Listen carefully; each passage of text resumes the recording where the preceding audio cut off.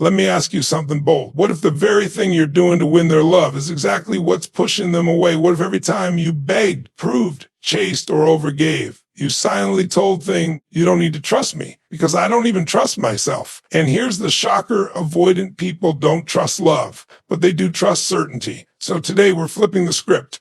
We're not here to chase love. We're here to become the person love can't help but come to. When you find yourself trying to connect with an avoidant person, your first instinct might be to do more. Text more, call more, explain more, prove more. But here's the hidden truth. The more you seek their validation, the less they trust you. And it's not because they're unkind or heartless. It's because emotional neediness signals something unsafe to their nervous system. When you constantly need their reassurance, their affection, or their attention to feel okay, you're unconsciously telling them, I don't feel secure unless you make me feel secure. For someone with an avoidant attachment style, this creates pressure. It makes them feel like they're being asked to regulate your emotional state, which is something they were never taught to do, even for themselves. Validation seeking is a form of emotional dependency. It's like handing someone else the remote control to your self-worth. You send a text and wait anxiously for a response. When it comes, you breathe. When it doesn't, you crumble. You overanalyze their every word, every pause, every silence, trying to decode whether you're still okay.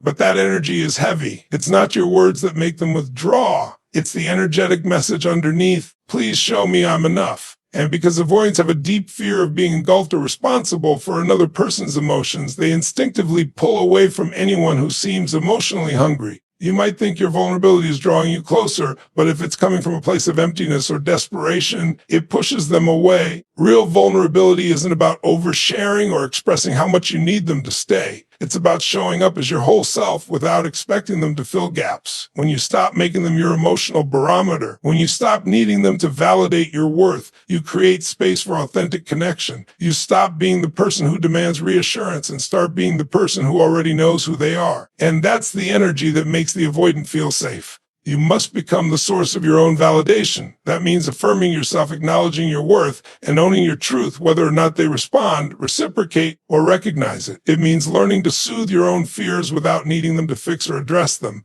Because the moment you do that, the dynamic shifts. You are no longer the chaser. You're the grounded, self-assured presence they can finally let their guard down around. Not because you proved anything, but because you stopped needing to. Avoidant individuals are not necessarily cold or unfeeling. Rather, they are often overwhelmed by emotional intensity, especially when it feels unpredictable or out of control. They tend to retreat when emotions rise too quickly or come at them too forcefully. This isn't always because they don't care. It's because they haven't developed the internal tools to manage emotional chaos, whether it's their own or someone else's. So, when you're in a relationship with an avoidant person, you're riding the highs and lows of emotional reactivity, arguing, crying, over-explaining, shutting down, then coming back with more. You inadvertently reinforce their fear that emotional closeness equals emotional instability. And for someone with an avoidant attachment style, instability feels unsafe. To build trust with an avoidant, you need to become a master of your own emotional regulation. That doesn't mean you suppress your feelings or pretend everything is fine when it's not. It means you learn how to experience your emotions fully without letting them take over your behavior. When you feel triggered, your job is not to immediately seek comfort or reaction from the avoidant person. Your job is to check in with yourself first. Ask, what am I feeling? Why is this hurting me? Is this about them or is it touching an old wound? That space between stimulus and response is where trust is built. When you can pause, breathe, and respond instead of react, you become someone who feels emotionally safe to be around. Avoidants often grew up in environments where expressing emotions led to rejection, punishment, or chaos.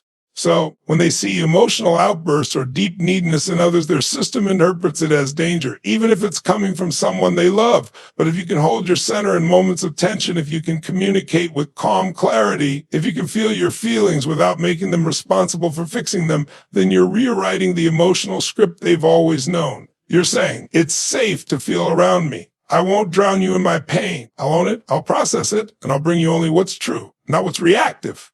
This consistency is magnetic to the avoidant. It challenges their expectations. They're waiting for the moment you explode or spiral because that's the pattern they've known. But when you don't, when you stay calm in the storm, not just for them, but for yourself, you become a new experience, one they start to trust, one they start to lean toward, not away from.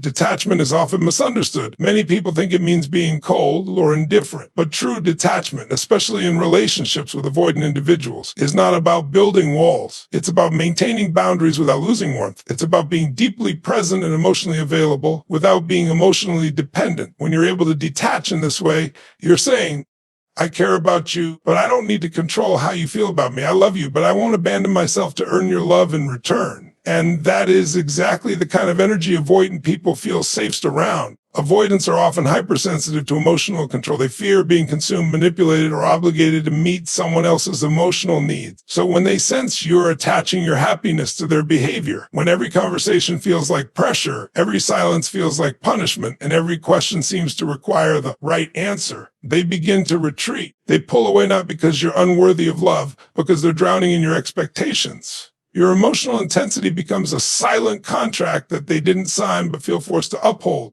But when you show up with secure detachment, you break that pattern, communicate, I want you in my life, but I'm okay without needing you to be someone you're not. That message is profoundly liberating to an avoidant. They can breathe. They can start to let their guard down because now they're not under pressure to meet your emotional needs. They're invited to connect freely on their own terms. Secure detachment also means you stop over-interpreting their distance. You don't assume every quiet moment is a sign they're pulling away forever. You don't chase after them when they need space. You let them be who they are while remaining grounded in who you are. And this stability makes you magnetic because instead of reacting to their detachment with fear, you respond with self-trust. In time, this kind of energy builds a new emotional blueprint in the avoidance mind. You're not another person trying to fix them or force closeness. You're the rare presence who can love them without losing yourself. That balance of warmth and independence, of care without clinging, is the exact atmosphere where avoidance can finally feel safe enough to open up and eventually connect on a deeper level. Purpose is the anchor that keeps you grounded when emotional waves rise. When you're in a relationship or even a situationship with an avoidant person, the absence of purpose can make you spiral. The moment they withdraw, go silent, or stop reciprocating the way you hoped,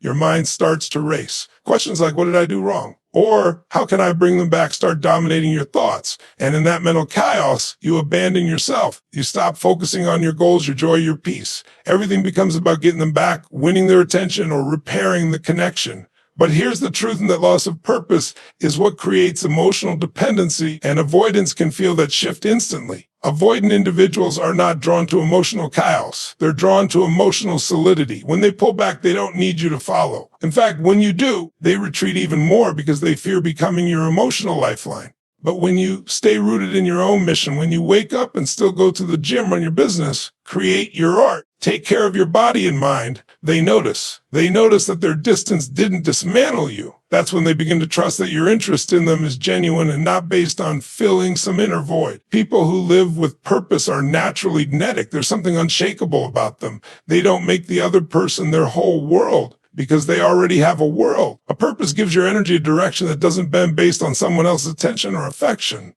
It sends a powerful, unspoken message. I would love to share my life with you, but I'm not waiting to live it. This kind of independence doesn't repel an avoidant. It intrigues them because it means they come closer without fearing that they'll lose themselves in the process. When you're fully anchored in your purpose, you stop reacting to every move they make. You stop obsessing over their silences and analyzing their texts. Instead, you respond to their presence with calm interest, not desperate urgency. And in that space, something powerful happens. The dynamic shifts. You're no longer asking them to complete you. You're offering them a seat beside a life already full and alive. That's not only attractive, it's trustworthy. And for the avoidant, trust is the first step toward connection. Avoidant individuals don't fear love itself. They fear the emotional intensity that often comes with it. To them, love can feel like pressure, like being smothered, like being expected to meet emotional demands they're not prepared or equipped to handle. This is why constant communication, especially during times of conflict or uncertainty, often backfires. The instinct to overtalk, over-explain, or constantly seek resolution is common for anxiously attached individuals. But when that communication comes with an undertone of urgency, fear, or emotional volatility, the avoidant person feels trapped. They experience your words not as an invitation to connect, but as a demand to emotionally perform. And their gut response is to shut down or withdraw further. Instead of chasing them with words, what truly builds trust is calm, intentional communication. This means speaking when you are grounded, not triggered. It means sharing how you feel without expecting them to instantly fix it or respond in the way you want. Avoidants are more likely to listen when the energy behind your words words is stable rather than reactive. When you come at them with high emotional charge, pleading, crying, over-explaining, they don't feel closer. They feel overwhelmed. And to protect themselves, they often retreat even further. Less is more. One emotionally regulated message speaks louder than a flood of anxious texts or a long emotional monologue. For example, instead of saying, I feel like you're pulling away and I don't know what to do, and I just need to understand why you're acting like this. A calm alternative might be, I notice some distance and I just want to say I'm here when you're ready to talk. That level of clarity and containment signals emotional maturity. It tells the avoidant, you're allowed to take space and I won't punish you for it. That's a message they rarely receive and one they remember. Constant communication is often driven by a fear of abandonment, but when you communicate calmly, you show that you trust yourself and the connection enough to pause. That pause doesn't mean disconnection. It means respect. It means you can sit with discomfort without needing to immediately resolve it. And that's an incredibly powerful signal to someone who fears being emotionally swallowed. When you reduce the noise and increase the calm, the avoidant begins to see you not as a source of pressure, but as a source of peace. And that peace is what starts to lower their defenses. It's not your words alone that matter. It's the energy behind them. Speak less, speak wisely, and let your calm presence speak volume. Silence can feel unbearable when you care deeply about someone, especially when that someone is avoidant. Their need for distance can feel like rejection, and the quiet moments in between interactions often trigger deep fears of abandonment. For anxiously attached individuals, silence becomes a space where insecurities echo. Thoughts like, they're done with me, or I must have said something wrong, take over. But what if silence isn't what you think it is? What if, to an avoidant, silence isn't rejection, but relief? Avoidant people often need space to reset their emotional systems. When they pull away, it's not always a sign they've stopped caring. It's usually a sign they're overwhelmed and trying to regulate themselves. In these moments, silence is their coping mechanism. It's how they find clarity and safety. But when you rush in to fill that silence with reassurance, confrontation, or more emotional energy, you disrupt the very process they need to feel secure. Ironically, it's your resistance to silence that makes them feel unsafe, because it signals that your emotional state is dependent on their constant availability. Letting silence be your ally means learning to tolerate the discomfort of not knowing. It's about holding emotional space for the connection without demanding instant clarity or closeness. This is not about playing games or being cold. It's about self-trust. When you allow the silence to exist without panicking and without reaching and without pressuring, you signal emotional maturity. I trust myself enough to sit with this. I don't need immediate answers to feel okay. In that space, something powerful starts to happen. The avoidant person begins to feel that being connected to you doesn't mean losing their freedom. They realize that silence doesn't cause you to break or chase. And in that realization, they start to feel safer returning. Avoidants don't come closer when you chase them. They come closer when you stop proving, fixing, or forcing. When you hold silence like a boundary, not as punishment, but as peace, you create the kind of emotional environment they can actually breathe in. This doesn't mean ignoring them forever or suppressing your needs. It means understanding that timing matters. It means letting silence be a pause rather than a panic. When you stop fearing silence, you stop sending energy that says, I need you to rescue me from this. And that's when the avoidant begins to see you not as another source of emotional demand, but as someone who can handle complexity, distance, and connection without falling apart. Avoidant individuals are not looking for someone who says all the right things. They're watching for someone who embodies emotional safety. And emotional safety isn't built through words alone. It's built through consistent energy. You can't fake secure energy. It's not about acting like you're okay with distance while secretly panicking inside. It's not about pretending to be unbothered. True secure energy comes from doing the inner work to heal your wounds, regulate your emotions, and trust yourself regardless of how the other person behaves. Avoidants often have a deep-seated fear that intimacy will cost them their autonomy. They learn to associate closeness with obligation, emotional overwhelm, or even suffocation. That's why they instinctively pull back when things start to feel emotionally intense, even if they want connection deep down. But when they're around someone who remains emotionally steady, someone who isn't triggered by their moments of distance or silence, their nervous system begins to relax. You become the exception in a world full of people who react, chase, or implode when faced with emotional uncertainty. Secure energy is consistent. It doesn't spike when they withdraw and doesn't crumble when they take space. It's the kind of energy that says, I'm grounded in who I am. I can hold connection and hold myself at the same time. That stability creates the first real sense of safety the avoidant may have felt in a relationship. It makes them think, maybe I don't have to protect myself so much here. And this shift doesn't happen overnight. It's not one conversation or 1 week of healthy behavior that builds this trust.